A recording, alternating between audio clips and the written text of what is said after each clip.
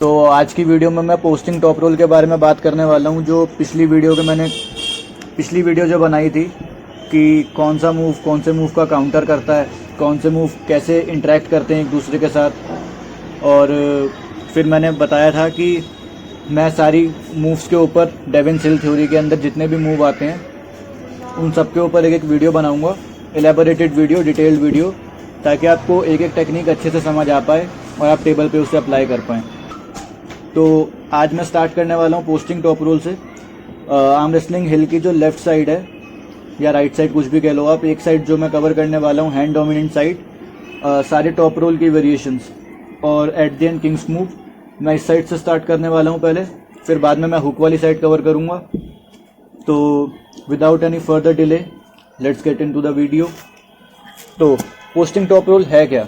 जो भी हम मूव करते हैं वो आपके हाथ का, आपके आर्म का, आपके शोल्डर मसल्स, ओवरऑल आपकी बॉडी में जितने भी मसल्स हैं, आपका हैंड, आपका फोर आर्म, आपका bicep, shoulder, chest, back and legs भी यूज होती है आर्म रेसलिंग में। इन सब का कोऑर्डिनेशन और कॉम्बिनेशन से मिलके सारे मूव आपके बनते हैं। आर्म रेसलिंग एक आइसोलेशन नहीं है कि लोग ऐसे ऐसे करते रहते हैं आर्म रेसलिंग में बस हराने के लिए। जिनको, जो बिगिनर्स हैं, जिनको नहीं पता, वो बस ऐसे ऐसे करके जोड़ लगाते हैं। बट एक्चुअली में आर्म रेसलिंग पूरी कंपाउंड मूवमेंट है। काफ़ी सारे जॉइंट्स आप इंक्लूड कर रहे हो, काफ़ी सारी मसल्स आप इंक्लूड कर रहे हो। तो अब मैं पीछे खींच रहा हूँ, मेरा हाथ, joint angles, bicep power, finger power भी लग रही है। तो मैं कंप्लीट मूवमेंट कर रहा हूँ एक। तो पहली चीज़ तो ये। तो जो पोस्टिंग स्टाइल टॉप रोल है उसमें मेन फोकस है आपका हैंड पे, हैंड के अंदर आपका रिस्ट पे।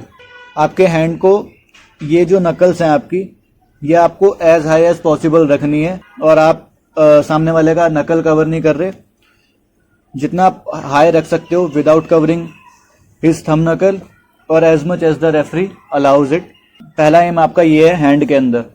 हैंड के अंदर आपकी रिस्ट एकदम अप रहनी चाहिए, जिससे आपका ओपोनेंट का राइजर टूटेगा। मेन चीज़ आपको यही फोकस करनी है, आपका ओपोनेंट का राइजर तोड़ना है आपको। राइजर यही चीज़ होती है जो ये थंब डाउन है, ये रिस्ट डाउन है, इसको आप ऊपर उठा लोगे जब, तो ये राइजर है आपका। तो जब ओपोनेंट है वो भी राइजर लेगा, तो जब आप अपना राइजर प्रेशर उस पर ऐसे करके लगाओगे तो आप सामने वाले का राइजर टूटेगा, आपका हैंड और ऊपर आ जाएगा। और सेकंड चीज़ जो इसमें बहुत मैटर करती है पोस्टिंग स्टाइल टॉप रोल में, वो है आपकी बाइसेप स्ट्रेंथ, ब्रेकियालिस स्ट्रेंथ। जो आप हैमर कर्ल्स करते हैं या जितनी भी बैक प्रेशर एक्सरसाइज आप ऐसे स्टैंडिंग करते हैं या टेबल पे आप ऐसे खींचते हैं पीछे को, तो बैक प्रेशर स्ट्रेंथ बहुत ज़्यादा मैटर करती है, क्योंकि इसमें आपको अपना एक एंगल बना के रखना है।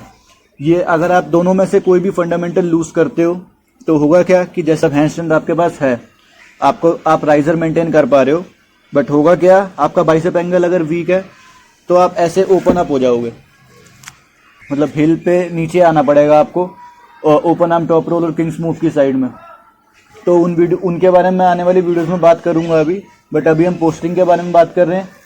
तो पोस्टिंग के मैं फंडामेंटल्स और क्या क्या है इंपॉर्टेंट वो बता रहा हूँ। अब दोनों स्ट्रेंथ मैंने आपको बताई, राइजिंग स्ट्रेंथ और बाइसेप स्ट्रेंथ, दोनों बहुत ज़्यादा इंपॉर्टेंट है। पर इन दोनों में से भी सबसे ज़्यादा इंपॉर्टेंट जो है वो है आपकी हैंड में rising strength.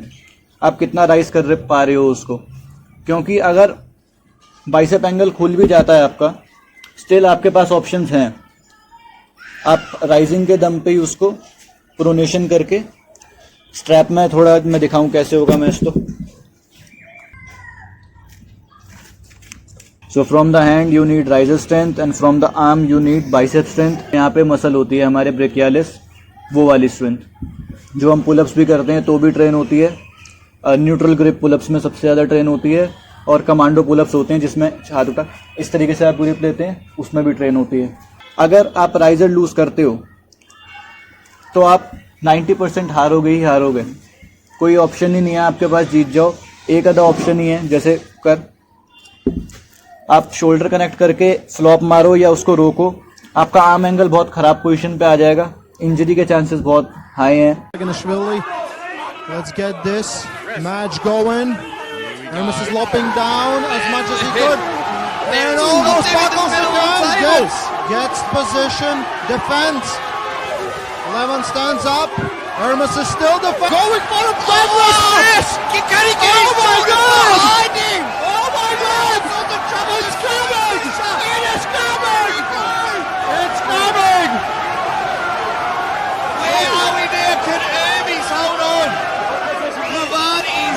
stalemate. Hermes showing that connective tissue, showing that he has the power. लेकिन अगर आपका राइजर मेंटेन रहता है, आपका आर्म एंगल खुलता है, आप आर्म से लैग करते हो यहाँ पे बैक प्रेशर से, स्टिल आपके पास ऑप्शन है ओपन आर्म टॉप रोल का या किंग्स मूव का। तो इनके बारे में मैं आने वाली वीडियोस में बात करूंगा। बट अगर राइजर टूटा तो वेरी लेस और मे बी नो ऑप्शंस। अगर राइजर टूट गया तो यहाँ से ऑलमोस्ट खेलना बहुत इम्पॉसिबल है, बहुत ज़्यादा पावर चाहिए। अगर आप ओपोनेंट से वही बात है कि 3 टाइम्स स्ट्रॉन्गर हो तो कोई फ़र्क नहीं पड़ता, आप यहाँ से भी उसको कप कर लोगे या आप फिर से वापस राइजर गेन कर लोगे। Similar strength, similar structure, same weight category के ओपोनेंट अगर हैं तो बहुत दिक्कत होगी खेलने में। इफ़ वी स्पीक टेक्निकली, अगर आप अपना राइजर लूज़ कर देते हो तो बहुत मुश्किल है जीतना अपने ओपोनेंट से। If your opponent got same strength, losing your riser also leads to losing your pronation, क्योंकि सामने वाला जब राइजिंग करेगा, राइजिंग करते ही वो कप करने की कोशिश करेगा, तो जैसे ही वो कप करेगा आपकी प्रोनेशन भी चली जाएगी। ले राइजिंग, राइजिंग ले कप कर। अब यहाँ से देखने से लगेगा कि लो एंड टॉप रोल, लगता है ये देखने में कि यहाँ से कर सकते हैं, बट होगा नहीं। Hermes is lopping down as much as he could. And almost buckles again. Gets position, defense. 11 stands up.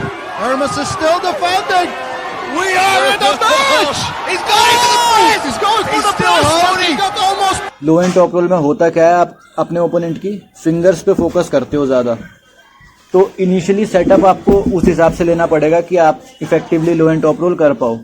But इस केस में इसमें आप पोस्टिंग कर रहे हो तो आप हाइट के लिए फाइट कर रहे हो कि हाई कौन आएगा ऊपर, हाइट पे कौन आएगा। तो आपका मेन फोकस उसकी फिंगर नहीं है, आपका मेन फोकस है राइजर ब्रेक डाउन करना उसका। पर अगर राइजर ब्रेक डाउन करते करते आपका खुद का राइजर ब्रेक डाउन हो जाता है ना, तो बहुत मुश्किल है आप फिंगर्स पे फोकस कर पाना। आपको देखने से लगेगा कि लो हैंड क्यों नहीं कर पा रहा, यहाँ पे लो हैंड कर सकते हैं, बट आप जैसे ही अपना राइजर आपका टूटेगा, आपकी प्रोनेशन भी चली जाएगी, साथ साथ में ख़त्म हो जाएगा फिर गेम आपका। राइजर गया, प्रोनेशन गई, आर्म शोल्डर से दूर हो गया, क्योंकि लो एंड टॉप रोल में कहीं ना कहीं शोल्डर भी लगता है इसमें। शोल्डर तो मैंने बताया अपनी वीडियोस में कि जितना क्लोज होगा शोल्डर के हाथ, जितना आप इंटैक्ट रह के खेल पाओगे उतना बेटर रहता है। बट जैसे ही आपका राइजर टूटेगा तो आपका शोल्डर खुल जाएगा, प्रोनेशन चली जाएगी, प्रोनेशन चली जाएगी और आप हार जाओगे। और बाकी लो एंड टॉप रोल के बारे में मैं बताऊंगा आने वाली वीडियोस में। Now the important point to be noted here is, आप कुछ भी टेक्निक खेल रहे हो ना, ये हर एक टेक्निक के लिए है। चाहे आप hook Khelo, low and top role Khelo, posting style खेलो, या आप कुछ भी खेलो, कुछ भी खेलो, आप जैसे ही खेल रहे हो आपको होगा क्या कि सारे के सारे फंडामेंटल्स लगेंगे गेम में। कहने का मतलब हर एक मूव का कुछ प्राइमरी फंडामेंटल्स होते हैं, कुछ सेकेंडरी, हर एक मूव के कुछ प्राइमरी फंडामेंटल्स होते हैं और कुछ सेकेंडरी फंडामेंटल्स होते हैं। तो जैसे पोस्टिंग है, पोस्टिंग में आपका प्राइमरी फंडामेंटल है हाइट को गेन करना, हाइट को गेन करना, उसके बाद एंगल मेंटेन करना, ये 2 प्राइमरी फंडामेंटल्स हैं। बट सेकेंडरी फंडामेंटल है रिस्ट को मेंटेन करना, कंटेनमेंट रखना, इंटरनली रोटेट रहना, अपनी बॉडी के इंटरनल रहना, और रिस्ट फ्लेक्शन ना लूज करो, फिंगर प्रेशर, ये सब चीज़ें, शोल्डर कमिटमेंट, ये सब चीज़ें भी मेंटेन करना सेकेंडरी फंडामेंटल्स हैं। खाली आप राइजिंग के दम पे अगर जीतना चाहो या इसके दम पे जीतना चाहो बैक प्रेशर के, तो वो पॉसिबल नहीं है। So the thing is you can not just win with rising strength और brachialis strength. Every element is important. You need to have strength in every element, like your side pressure, cupping, finger strength, finger से आप कितना रोक पा रहे हो, और internal rotation आप मेंटेन कर पा रहे हो कि आपका हाथ बाहर तो नहीं जा रहा बॉडी के, इंटरनल रोटेशन पूरी लूज करके। और एट द एंड आपको फिनिश करने के लिए प्रोनेशन चाहिए होगी। आप राइजिंग गेम जीत गए, ब्रेकियालिस एंगल आपने मेंटेन करके रखा, अब एट द एंड आपको प्रोनेशन स्ट्रेंथ भी चाहिए होगी उसको फिनिश करने के लिए। तो सेकेंडरी फंडामेंटल्स हैं ये सारे, और ये सारे भी बहुत ज़्यादा इंपॉर्टेंट है और हर एक मूव में लगते हैं। वीडियो बन रहे वीडियो आर्म रेसलिंग की। कौन है यहाँ पहलवान? यो आयो। पहलवानी जरूर छोड़िए पर लड़ना नहीं भूलना। नाउ इन सिंपल वर्ड्स अगर मैं बताऊं जो मैंने इतना एक्सप्लेन किया है, आपका प्राइमरी फोकस होना चाहिए रिस्ट राइज। रिस्ट राइज करने पे, रिस्ट राइज करते हुए मेंटेनिंग दिस एंगल, ये आपका एंगल ऐसे नहीं खुलना चाहिए। ये चीज, ये रिस्ट राइज और ये एंगल मेंटेन करना, ये आपका प्राइमरी फोकस होना चाहिए।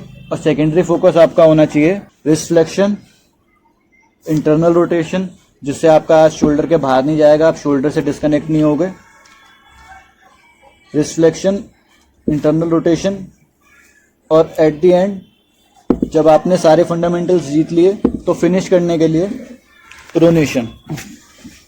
ये आपके सेकेंडरी है, लेकिन आपको सारे एलिमेंट्स पे ध्यान देना है। पचिंग करी, उसके हाथ के ऊपर आ गए, एंगल पीछे खींचा, शोल्डर से उसको बाहर लेके आए और प्रोनेट करते हुए ले गए। ये दोस्त तुम्हें देखने वीडियो बन रही है भाई, थोड़ा साइड हट जाओ, बाद में आपको बताऊंगा कैसे करना है, क्या करना है।